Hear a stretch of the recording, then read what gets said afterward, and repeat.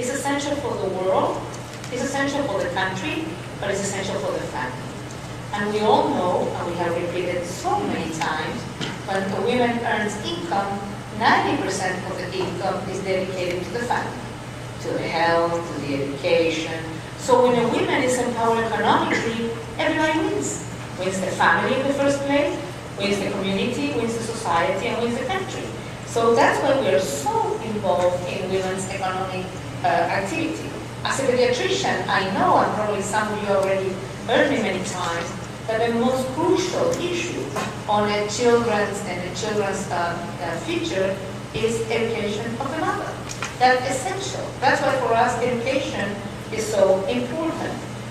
And also we know that not only women's income is dedicated 90% to the family, but also in the case of women who have migrated, also the remittances is really directed to them. So that's why all of our goals are linked, because if women's voices, if women are in decision-making position, we believe there will be better policies in place, we believe there will be better laws in place at the parliamentary system, at the council system, at the trade unions, because there's many at the grassroots organizations.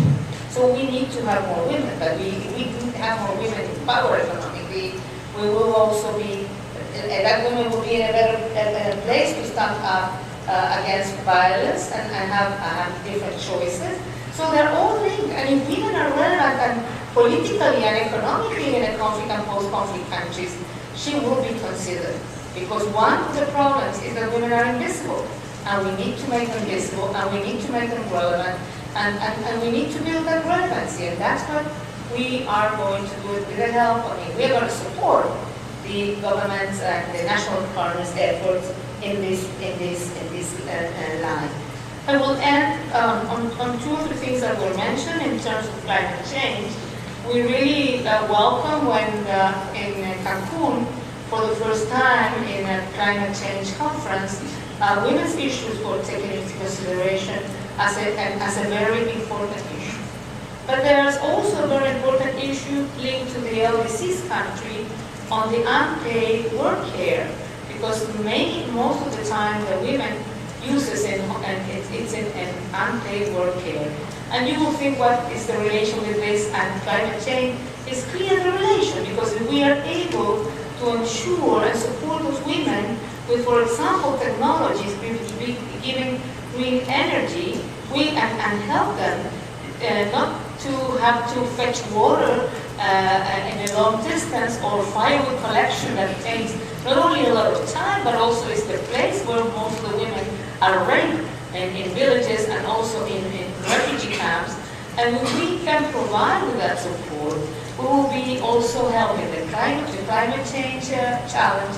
We will be helping those women in terms of having time, better use time in a better way, bringing them more capacities, but also if they can use the time in an economic activity, that will be very good for everybody. So we will be, and we're working to Durban and to Rio +20 to see how much progress we can do in ensuring the situation of women that will be particularly affected by climate change. And don't forget that next year's CSW is about rural women, their livelihoods, and how we can improve their capacities. And we are working on that. And again, let me go back to coordination. Because I do not only want to coordinate in terms of saying, look, you do that, I do this. We had a few days ago a meeting with the regional director of the geo-section on UNDP. And it was good because I've been calling UNDP, FAO, IFAD, and WFP to think on a big-scale program. How can we really support women living in rural areas, and how we can support them so they can really give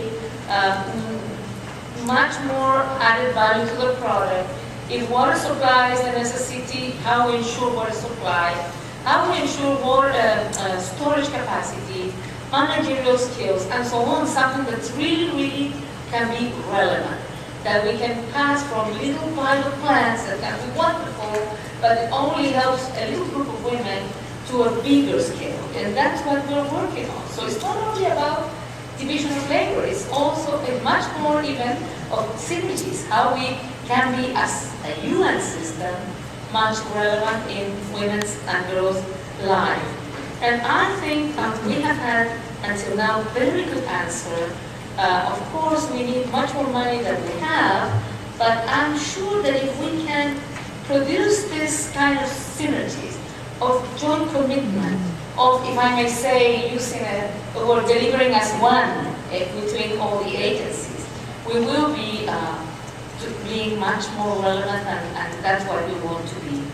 And at the end, we of course will work on with all the women in vulnerable conditions, and I know that for Latin America, indigenous women and Afro-descendant women, ethnic minorities, women with disabilities, widows, as I mentioned, but not only Latin America, all over the world, there are so many needs. But but also, I have to say, there's so much regional lessons learned and good practices so we can build on.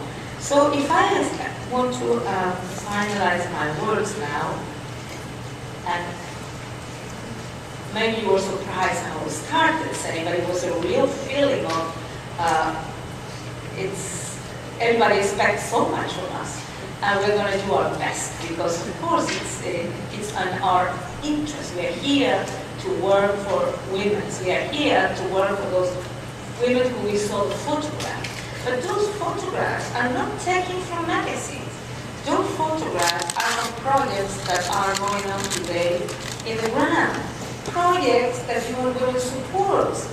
Projects done by other agencies, projects done by women's organizations, NGO, civil society, or grassroots organizations. And of course, some activities that we've done directly.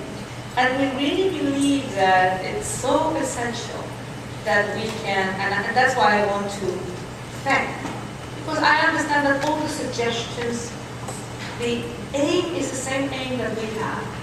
I mean, suggestion, recommendations, or questions. Is the same aim that we have. How to ensure that this baby of the reform, 6 or 7 months old, really stand up to the expectations and of the member state, of all of you, the executive board, but particularly of women and girls in the world. So we do understand that that's the aim, and we really are going to take it seriously into consideration and do our best. We cannot ask for perfection, but we can ask for the best that we can do. And we also, and I think some of you mentioned, sort of a living document in terms of, not to change it every day, of course, that would be chaotic, but in terms of we are clear about that, the complete need to review it every once in a while to see if we're going in the right direction, to present to you all what the results and achievements, but also lessons learned. Maybe not everything will be perfect, and maybe we will learn good practices and bad practices too, because that's life. And in terms of, just to mention that about good practices, we do have a virtual page called, how's the name, on violence against women. It has a name, I always forget it. Global Virtual Knowledge Center, where we have put in there all the best strategies, all the best practices in the world on ending violence against women. And as you remember, we will continue working with universities in trying to produce sort of this center of information of all what works, because we don't intend, of course we can every day find new things, but we also know what works in many places and what doesn't work. So, yes, I am finalizing well, thank you for all your efforts.